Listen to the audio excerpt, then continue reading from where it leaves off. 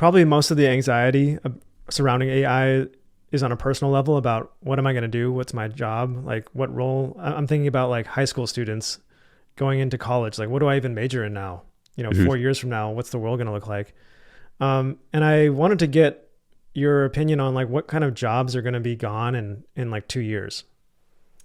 Yeah, that's a hard one. I will just admit that this is not my area of expertise or the place that I spend the most time thinking about. But, you know, we're already seeing basically entry level white collar jobs that are kind of desk jobs, like mind jobs where you have to use your mind, that the entry level of that is all going away. And there's been, I think, I forgot the number, I think 10% drop in that for youth or something like that, for post college graduates recently.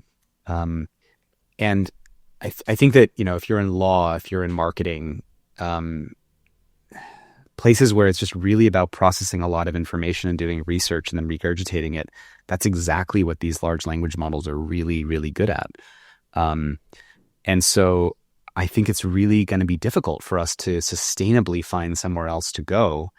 Um, I think that more people studying artificial intelligence, not just the technical side of it, but what it is and philosophically what it represents, um, I think does start to give people really helpful ways of thinking about lots of problems in the world. Because once you understand AI, you kind of understand how it applies to everything else. You understand what is a mind, what is intelligence, what is the economy, how do businesses work, how do incentives work? Because AI is like this sort of booster rocket on the existing system, right? Like companies are already incentivized to make addictive things that aren't good for people.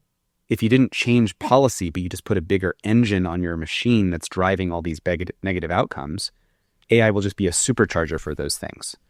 And I think more people being aware of AI, its interaction with society, I think that there's going to be a bigger and bigger need to steer AI in helpful ways.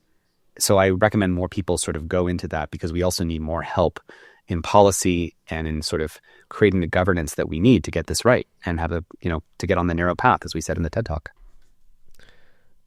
Yeah, and just conversely, I'm thinking about what jobs are safe, and you just said like philosophical, deep thinking, like very human oriented, like existential questions need to be answered. And so, yeah. I say that, and I'm also aware that if you ask the AI a philosophical question, the current ones, I'm sure GPT-5 is quite good at breaking down problems philosophically according to different thinkers.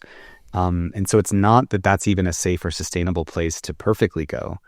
But I think that in action, while the AIs are mostly blinking cursors right now, augmenting humans, they're not going to automate all that philosophy. I mean, one way to think about this is the last job that will be automated away, that will be very resistant to automating, and that I think we won't automate, is a human judge, right? But you really want all laws and all court cases to just be completely automated. Like, well, would you trust that?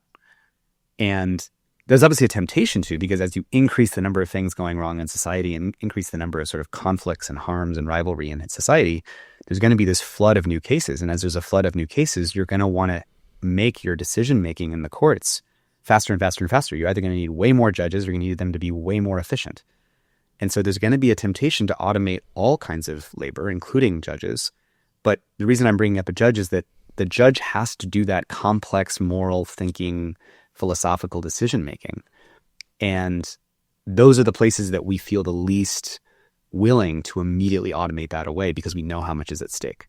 I would say that there's a philosophical deficit in our society where we're not applying that kind of thinking in many more places, because back to incentives, our incentives don't reward you for pausing and thinking philosophically. Not just saying, can we, but should we? Our incentives just say, do it.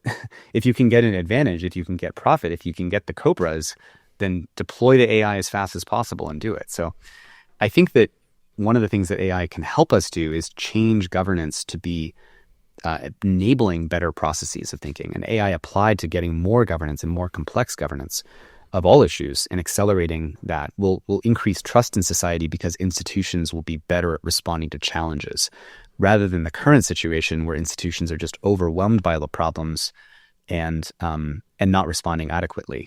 So I think there's some opportunities there, but that's a deeper conversation.